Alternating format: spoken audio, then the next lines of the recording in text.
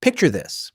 It's a clear afternoon somewhere in ancient Africa around 300,000 years ago, and a fully grown cave lion, an animal that outweighs any human alive today by a factor of 3, with claws capable of opening a rib cage like it's made of wet paper, is standing at the edge of a rocky clearing watching a small group of ancient humans with what can only be described as genuine, cautious hesitation. Not because these humans are particularly large, not because they're particularly fast, not because they have any natural weapon that could realistically threaten a cave lion in a direct, fair fight.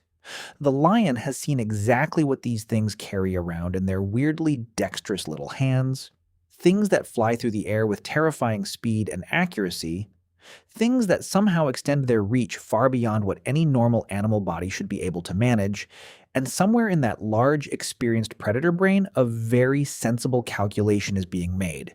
These small, strange, mostly hairless creatures are simply not worth the risk. So here's the genuinely fascinating question this entire video exists to dig into, because the title sounds like a joke, but it really genuinely isn't. Why are predators scared of ancient human thumbs? How did a physically unremarkable primate with no claws, no serious natural armor, no extraordinary speed, and a bite force that would lose embarrassingly against a hyena's, manage to become something that genuinely large, genuinely dangerous predators learned to treat with real, measurable caution? The answer, it turns out, traces directly back to one of the most physically unimpressive but evolutionarily consequential features in the entire history of life on this planet: the fully opposable human thumb. Stick around, because by the end of this, you're going to have a completely different relationship with your own hands and a new appreciation for exactly how much a single anatomical detail can completely rewrite the survival math for an entire species. Let's start with something important to establish right away, because it sets everything else up properly. Ancient humans, at least in terms of raw, unaugmented physical capability, were genuinely not impressive animals by the standards of the ecosystems they actually lived within. We've touched on this in various earlier videos across this series, but it's worth stating directly here, because the contrast between what ancient humans actually were physically and what they eventually managed to become ecologically is genuinely one of the most striking dramatic transformations in the entire history of animal life on this planet. No natural armor, no serious natural speed. Bite force that wouldn't particularly concern a baboon, let alone a hyena or a cave lion. Limited natural climbing ability compared to many other primates. Genuinely vulnerable to almost every large predator sharing their environment, at least as lone individuals caught in genuinely bad situations. By the pure, unaugmented standards of raw biological capability, ancient humans had absolutely no business becoming the most ecologically dominant species on the entire planet. And yet, somehow that's exactly what happened, and the thumb sits squarely at the center of the explanation for how. Let's talk about what makes the human thumb specifically different, because not all thumbs are created equal, and this distinction matters enormously for understanding the entire cascade of consequences that followed. Many primates have thumbs of various kinds, but the human thumb is specifically distinguished by the degree and combination of its opposability, meaning the range and precision with which it can be brought directly across the palm to meet the other fingers, along with the specific musculature supporting that movement. This combination of mobility and muscular strength in the human thumb enables what researchers call a precision grip, allowing a human hand to hold an object between the thumb and one or more fingers with genuinely fine, controlled, adjustable pressure, alongside a separate power grip, allowing the same hand to wrap around a larger object and hold it with considerable sustained force. Most other animals with grasping hands tend to be considerably better at one or the other, but the human hand's ability to fluidly transition between both represents a genuinely unusual, powerful combination that turns the hand into an extraordinarily versatile tool-using and tool-making platform. Now let's talk about why that specific combination mattered so catastrophically for every large predator ancient humans ever shared an environment with, because this is where the cascade of consequences actually starts. A precision grip capable of fine, controlled manipulation, combined with a power grip capable of throwing with considerable force and accuracy, turns any reasonably shaped object into a potential projectile weapon. And here's the genuinely important part. A thrown projectile weapon completely breaks the basic rules that govern almost every other predator-prey interaction in nature. In virtually every other predator-prey interaction, physical proximity is required for the predator to actually kill. A lion, a hyena, a wolf, a cave bear, all of them need to actually get close to their prey to deliver any kind of lethal force. This means prey animals can evaluate an approaching predator, assess its intent, take evasive action, and survive purely through speed, agility, or reactive defense, because the threat only actually materializes at close range. A thrown spear shatters this entire system completely.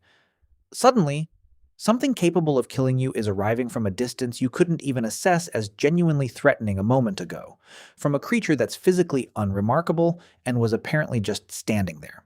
Let's bring in something genuinely important here regarding the actual physics of throwing specifically, because this connects directly to the hand anatomy we just covered. Human throwing capability is genuinely extraordinary by the standards of the animal kingdom, and researchers studying this specifically have found it relates directly to specific anatomical features, including the thumb's role in grip during the throwing motion. Humans are capable of generating arm speed during a throw that substantially exceeds what any other animal can produce with a comparable limb, connected partly to specific shoulder joint anatomy, and partly to the hand's ability to maintain precise, adjustable grip on a projectile through the entire throwing motion, before releasing it with controlled, directed force at exactly the right moment.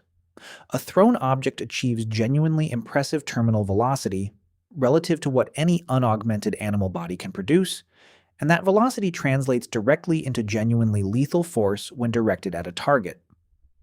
A well-thrown, sharp-tipped projectile becomes physically dangerous from a distance that no large predator, however powerful and fast, can easily close before the next projectile is already on its way. Now let's address something genuinely fascinating regarding the cumulative effect of all of this on ancient predator behavior over time. Because evolution works slowly, but learned behavior within individual animals works considerably faster, and the behavioral record preserved in the fossil and paleontological evidence tells a genuinely interesting story. Researchers studying the relationship between ancient human population expansion and megafauna decline across multiple continents and time periods have documented a striking, consistent pattern.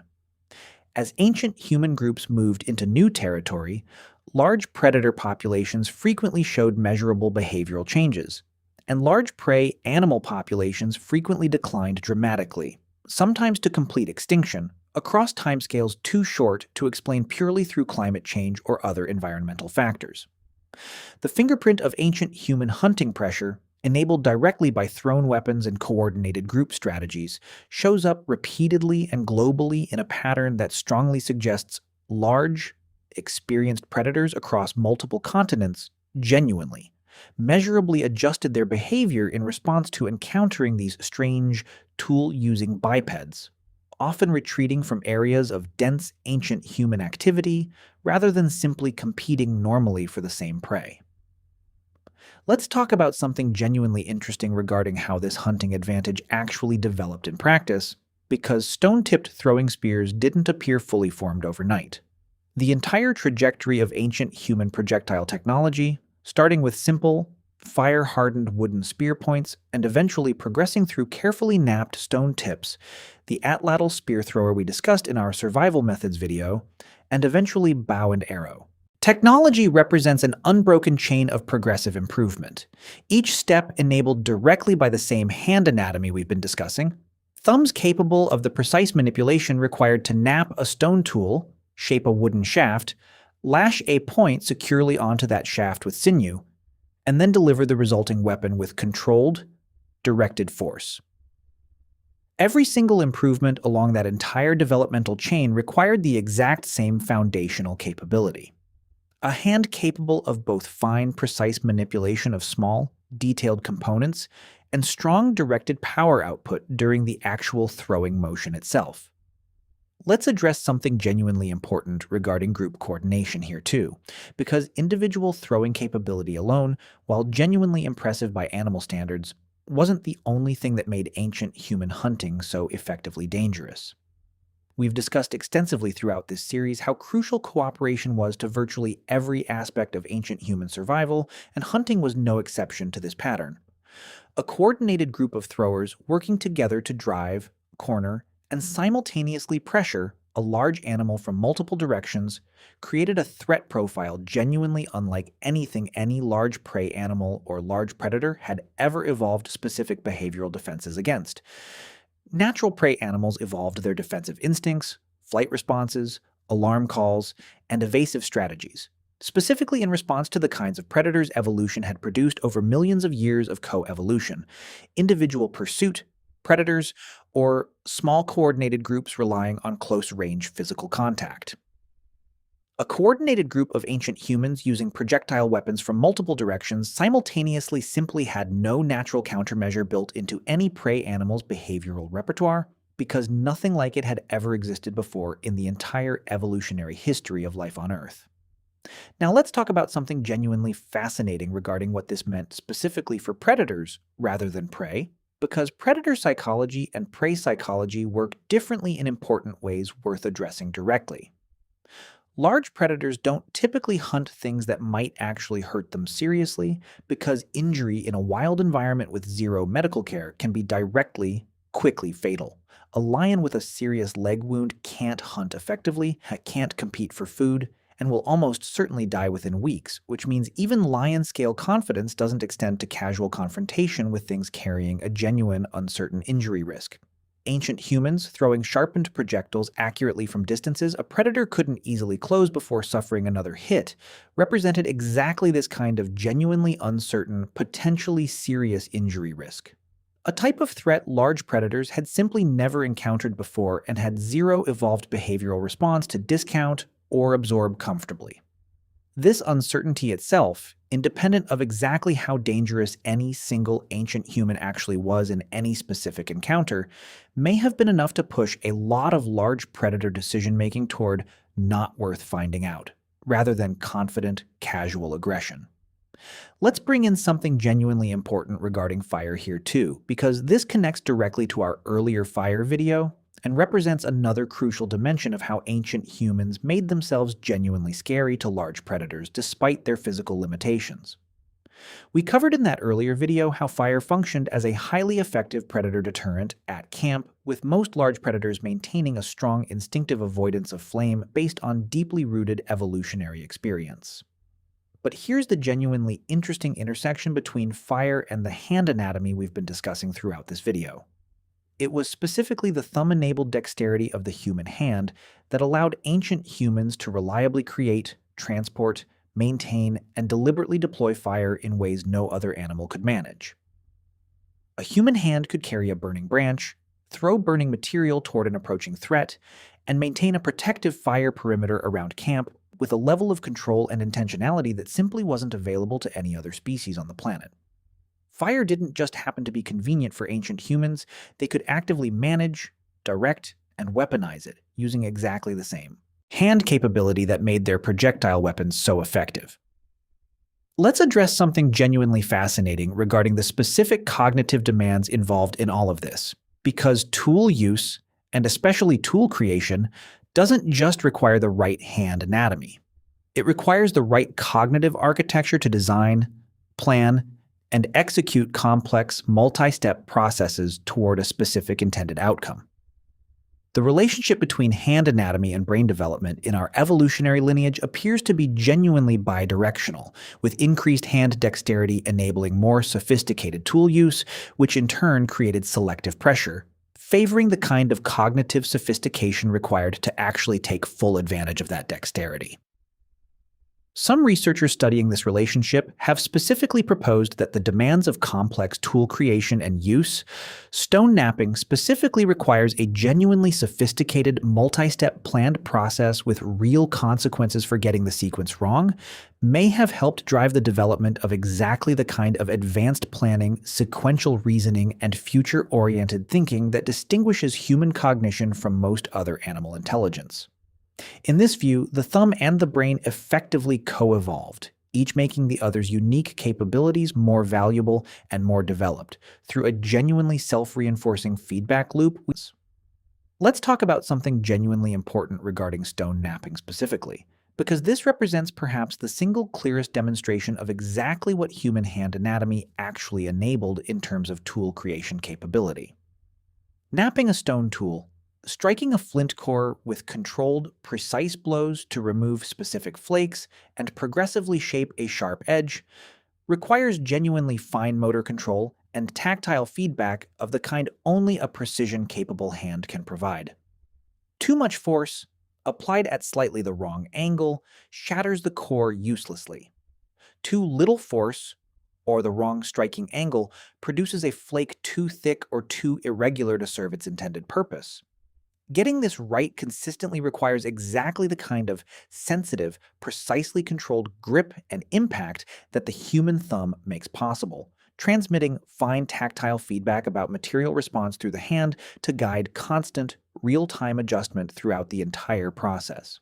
Researchers studying modern stone tool replication, where archaeologists and enthusiasts try to recreate ancient stone tools using only the techniques available to ancient humans, have specifically noted the genuine difficulty of developing adequate precision and control even in modern people who understand intellectually exactly what they're trying to accomplish, suggesting that genuinely skilled ancient stone tool makers possessed a level of manual dexterity representing real, hard-won expertise rather than something casually achievable by any individual regardless of practice and experience.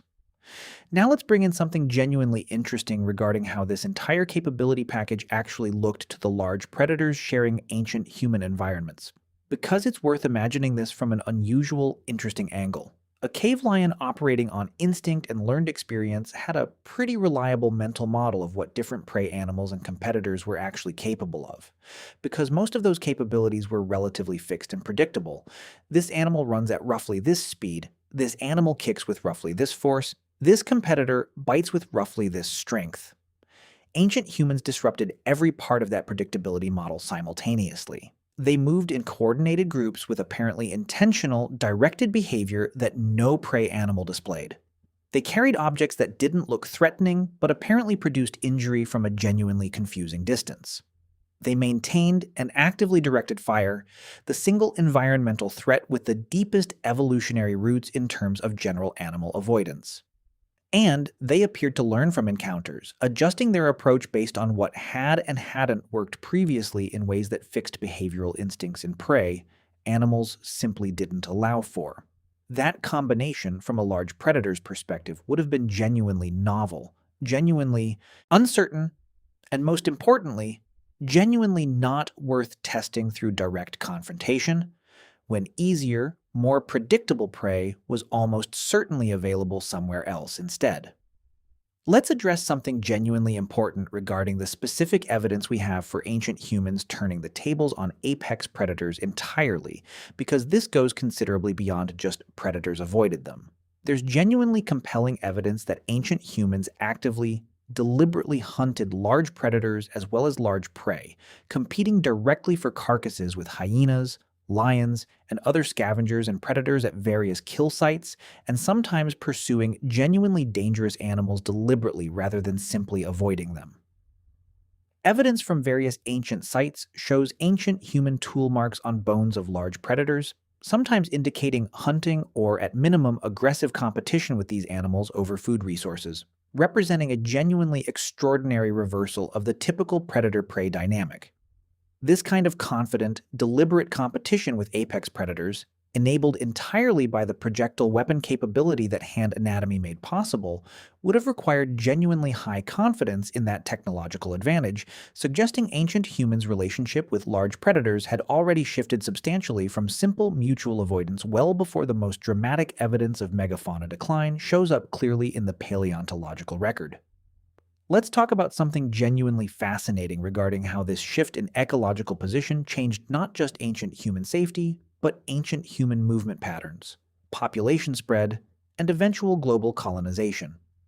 We've discussed across multiple videos in this series how ancient humans gradually spread into essentially every habitable environment on the planet, and the projectile weapon capability enabled by human hand anatomy played a direct enabling role in making that spread possible. Moving into genuinely new territory meant encountering genuinely new, unfamiliar predators with unknown behavior patterns and unknown threat levels, exactly the kind of uncertainty that would have genuinely slowed or stopped any other species without a reliable, general-purpose threat response capability. Ancient humans carrying effective projectile weapons had exactly that general-purpose capability, a technological defense and offense that worked against genuinely novel predators without requiring millions of years of coevolution with those specific animals first. This gave ancient human groups a genuinely unique ability to expand into unfamiliar ecosystems with considerably more confidence than their physical vulnerability alone would have justified, directly enabling the kind of rapid global spread that no other primate and arguably no other land animal has ever accomplished across such diverse environmental conditions in such a geologically brief time frame. Now let's address something genuinely interesting regarding the psychological dimension of this entire story, because confidence and behavioral confidence matter enormously in predator-prey dynamics, completely independent of pure physical capability. Researchers studying predator-prey behavior have documented that animals displaying confident, directed, organized behavior toward predators frequently receive meaningfully different responses compared to animals displaying typical flight and evasion responses, because predators are instinctively calibrated to respond to prey behavior cues developed specifically to trigger pursuit responses.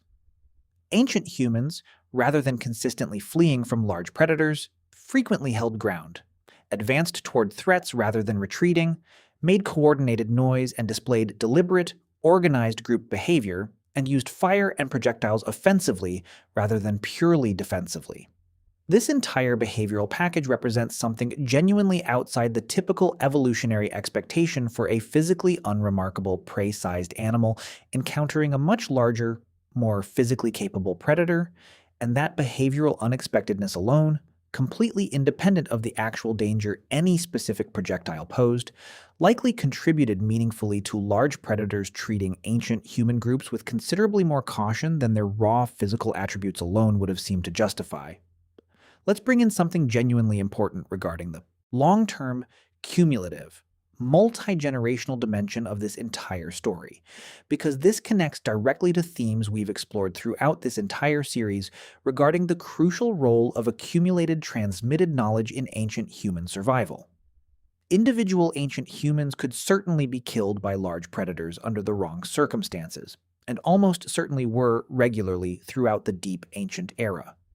But the accumulated hunting knowledge and weapon-making techniques that made their group-level relationship with large predators increasingly favorable was passed down, refined, and improved across generations, meaning each successive generation of ancient humans potentially faced somewhat better odds than the previous one, equipped with slightly better weapons, slightly better techniques, slightly better accumulated knowledge about how specific predators behaved and how best to exploit specific vulnerabilities in their behavior.